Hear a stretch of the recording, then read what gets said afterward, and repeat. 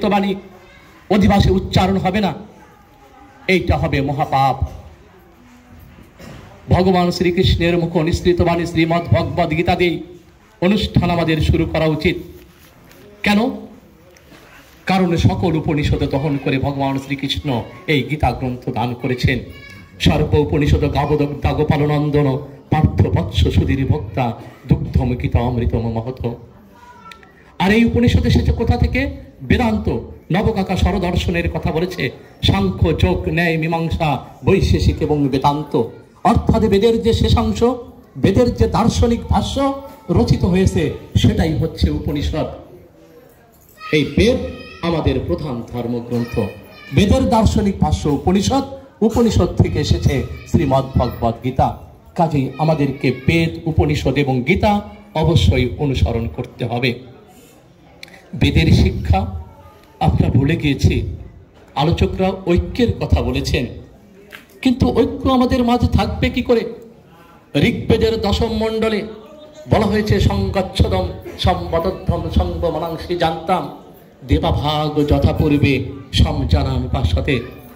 তোমরা একসাথে চলো, একসাথে বলো, তোমরা পরস্পরের মনকে জানো।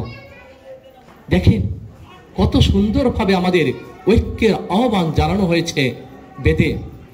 বেদে বলা হয়েছে, সমান মন্ত্র সমিতি সমানি, সমান মন সহচিত্ত মেশাম, সমান মন অভিমন্ত্র এব সমানে নেব হবিষা জুহমি। তোমাদের মন্ত্র এক হোক, তোমাদের সংঘ এক হোক, তোমাদের সংগঠনের মধ্যে একতা থাকুক। তোমাদের ঐক্যকে, তোমাদের সমবেত উদ্যোগকে আমি অভিনন্দিত করি।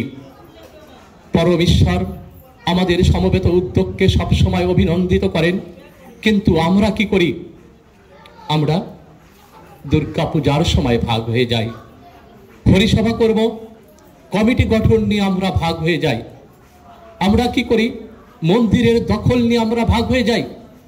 নামে শুধু বলি সর্বজনীন মন্দির, আমরা লিখি সার্বজনীন। সার্বজনীন নয়, সর্বজনীন, যেটা সকলের কল্যাণের জন্য, সকলের মঙ্গলের জন্য, সকলের জন্য। আমাদের প্রতিটা মন্দির যেন সকলের জন্য হয়, এটাই তো সনাতন ধর্মের আদর্শ। কাজেই বেদের যে শিক্ষা, আমাদের সনাতন ধর্মাবলম্বীদের একত্রিত হতে হবে। তারপর ধাপে ধাপে সকল মানুষকে একত্রিত হতে হবে। আমরা যদি একত্রিত না হই, আমরা শুধু হরিসভার কার্ডের উপর লিখব বিশ্ব শান্তি কল্পে দেশ মাতৃকার কল্যাণ কামনায় 24 প্রহর ব্যাপী মহানাম যজ্ঞানুষ্ঠান এবং অষ্টকালীন লীলা কীর্তন। এই লীলা কীর্তনে গীতার কথা আলোচিত হতে হবে, বেদের কথা আলোচিত হতে হবে, উপনিষদের কথা আলোচিত হতে হবে, আমার সনাতন ধর্মের কথা আলোচিত হতে হবে। আমি একটু বলি সনাতনটা কি, সনাতন ধর্ম কেন শ্রেষ্ঠ? শ্রেষ্ঠ না, সনাতন ধর্ম একমাত্র ধর্ম। কি জন্য?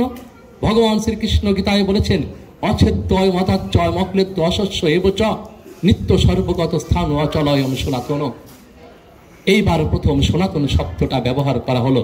অর্থাৎ আমার এই আত্মা নিত্য, শাশ্বত, চিরন্তন, এই আত্মাই সনাতন। আর আত্মার যে ধর্ম, এই ধর্মটাই হচ্ছে সনাতন ধর্ম। হিন্দু ধর্ম নয়, সনাতন ধর্ম।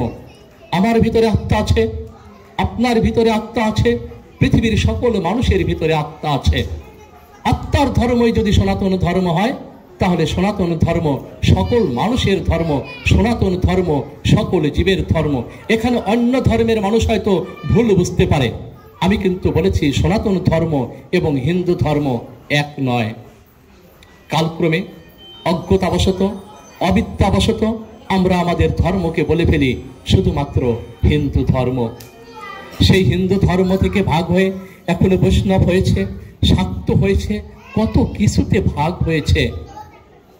সঞ্জয় কুমার জয় বলেছে যে কত কত সংগঠন। আমাদের সংগঠনগুলোর দুর্বলতা কোথায় জানেন? আমরা ভুল পথে অগ্রসর হচ্ছি। আমরা সবসময় ওই সংগঠনের যিনি প্রতিষ্ঠাতা, ওই প্রতিষ্ঠাতাকে আমরা প্রণাম নিবেদন করি। ওই প্রতিষ্ঠাতাকে যিনি এই পৃথিবীতে পাঠিয়েছেন, তার প্রতি আমরা আর পৌঁছতে পারছি না। কাজে আমাদের সকল সংগঠনকে একত্রিত হতে হবে। আমি কোনো সংগঠনের নই। আজকে এসেছি রামকৃষ্ণ সেবাশ্রমে, কালকে গিয়েছিলাম আমি আবার মানব ধর্ম প্রচারক সংঘের অনুষ্ঠানে ভাঙাবাড়িতে, তার আগের দিন আবার গিয়েছিলাম আমি